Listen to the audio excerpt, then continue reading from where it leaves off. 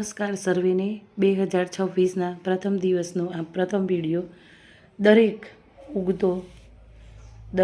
દરેક દિવસનો ઉગતો સૂરજ આપણને કંઈક ને કંઈક નવી ઉર્જા નવા કાર્ય કરવાની પ્રેરણા આપી જાય છે.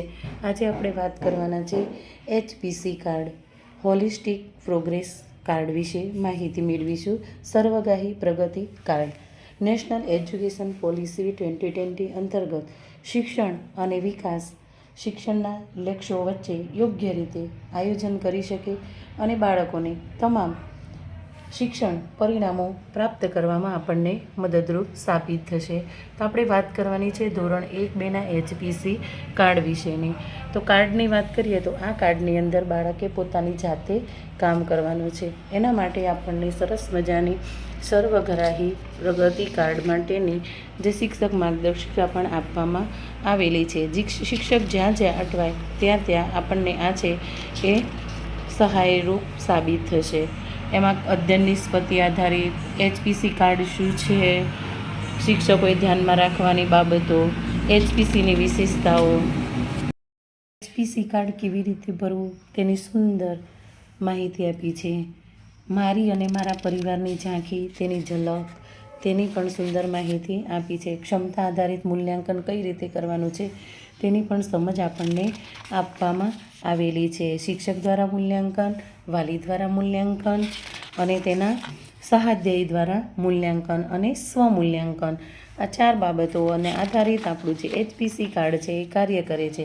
આમાં વિદ્યાર્થી પોર્ટફોલિયો વિશેષ મહત્ત્વનો છે અને HPC મૂલ્યાંકનની માહિતી પણ આપણને સરસ આપવામાં આવી છે. આ પુસ્તિકા આપવામાં આવી નથી, પણ મેં એની જે PDF છે એમાંથી મેં ઝેરોક્સ કાઢી લીધેલી છે.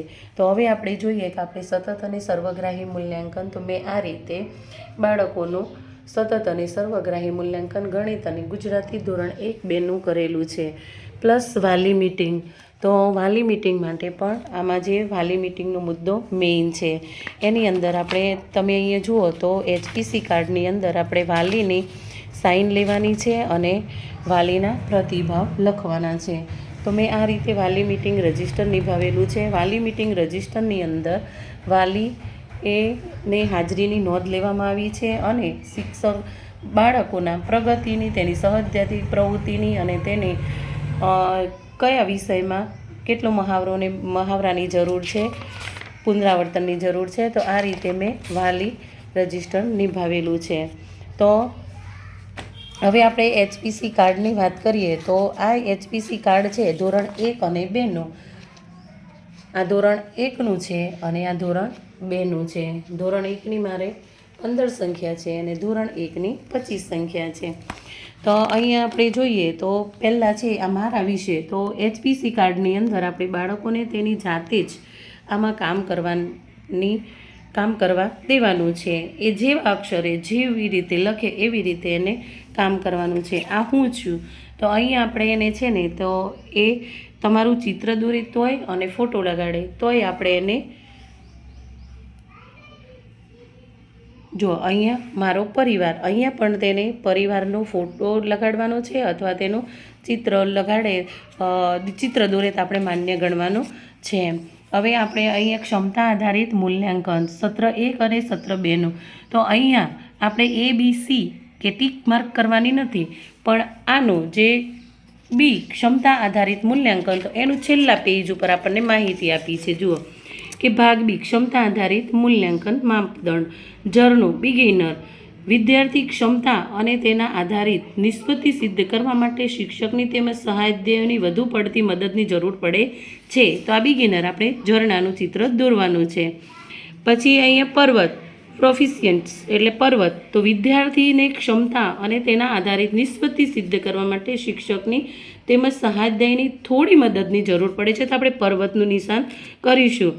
અને એડવાન્સ ડેટ તો આકાશ કે સ્ટાર, એના માટે વિદ્યાર્થી જાતે ક્ષમતા અને તેના આધારિત નિષ્પત્તિ સિદ્ધ કરી શકે છે. તો અહીં આપણે ઝરણો, પર્વત અને સ્ટાર એની જે ક્ષમતા આધારિત આપણે એનું અહીંયા અધ્યયન નિષ્પત્તિ મૂલ્યાંકનમાં આપણે કરવાનું છે. અહીંયા સત્ર 1 અને સત્ર 2નું આપેલું છે. હવે શિક્ષક દ્વારા મૂલ્યાંકન.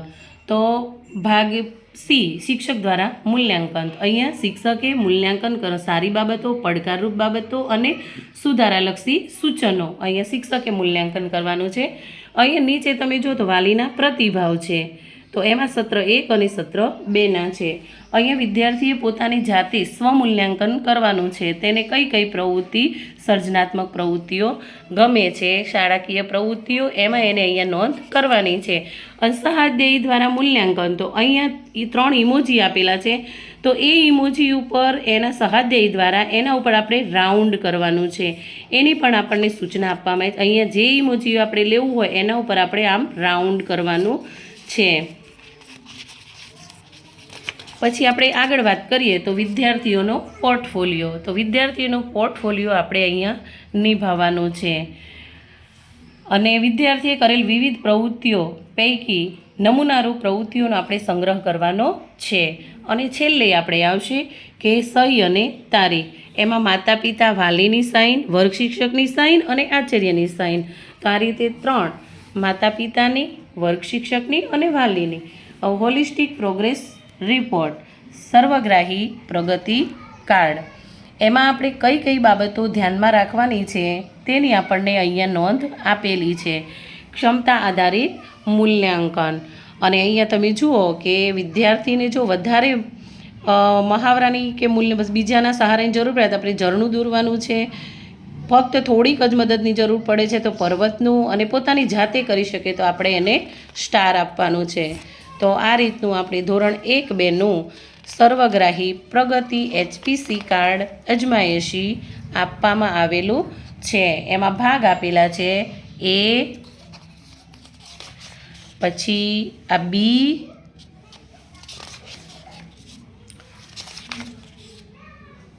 C શિક્ષક દ્વારા મૂલ્યાંકન, સ્વમૂલ્યાંકન, તો A, B, C. તો આ છે આપણું HPC સર્વગ્રાહી પ્રગતિ કાર્ડ